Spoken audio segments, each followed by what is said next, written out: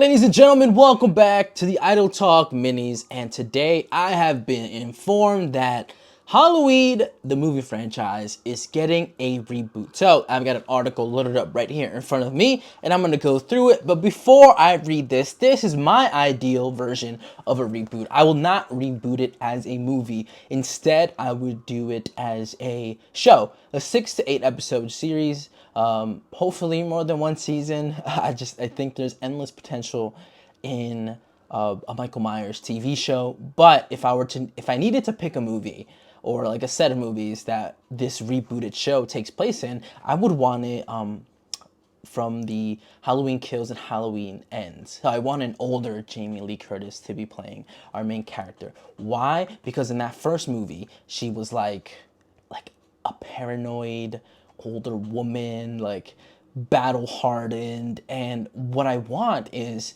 to showcase that, to play with that, to show that Michael Myers lived in her head rent free for over 40, 50 years. That's what I would really consider entertaining. I would think like just having her see visions of Michael Myers like pop up, like boom, there he is, like, and it turns around, it's not there obviously, but that's kind of the realm I would want to play a TV show. And we could keep that same cast of the movie, those two movies, right? Her daughter and her granddaughter, and XYZ. But I would love just like have Jamie Lee Curtis follow like in her everyday life, just be at a grocery store and then hear something, and then Michael Myers is there for like a brief second. I would want it to be psychological. I would want it to be thrilling in that aspect. I want to see. As I was recording, I got that national alert. I thought it was gonna happen at 2 o'clock, but apparently 2:18 is when that happened. So my cat's sitting right here, all weird. I weirded out. But what was I saying? Yeah, I would like to see the mental like deterioration from Jamie Lee Curtis's character.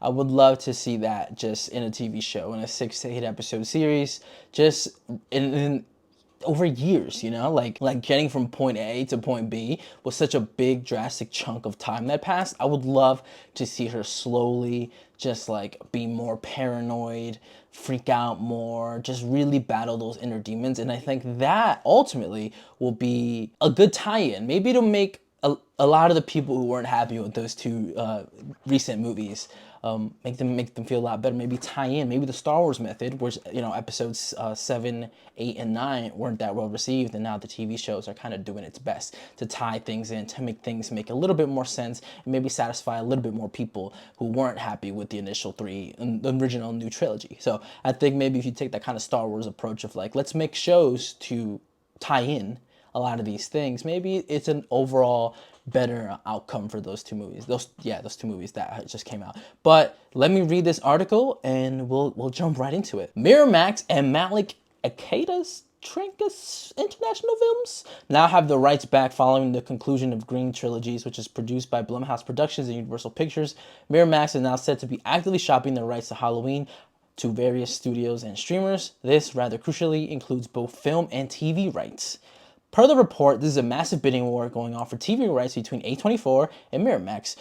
Trancast solely owns the TV rights to the franchise, whereas Miramax currently co-owns the movie rights. Hence, Miramax is trying to secure the TV rights as well. So that means we could get a TV show of some kind, much like A24 is doing with Friday the 13th right now, the Crystal Lake series currently in work with Peacock. Fun fact, there's a Friday the 13th show in the works with Peacock. I didn't know that until right now, so I'm breaking that news as I learned it. A24, it appears, could have two horror crown jewels under the same roof, depending on how things shake out. Nothing is set in stone yet. The studio is set to be open to both movie and TV projects from both traditional studios and streamers. It will come down to the pitches and financial terms. Again, Halloween Ends really closed the book on the incarnation of Michael Myers and Laurie Strode saga, so we will most likely be looking at a reboot or something entirely different, perhaps like Halloween 3, Season of the Witch, which didn't include Michael Myers at all. There are certainly ways one could go about it without threading on the recent trilogy, which I don't mind at all. I enjoyed that movie. I just didn't like the fact that I had to wait a lot of time. Like a year felt like a long time when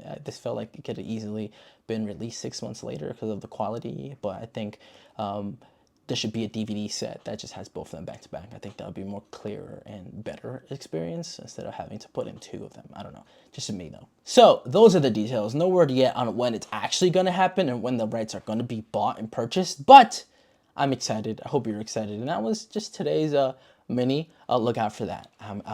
I will be talking about it on this fucking podcast. Best believe it.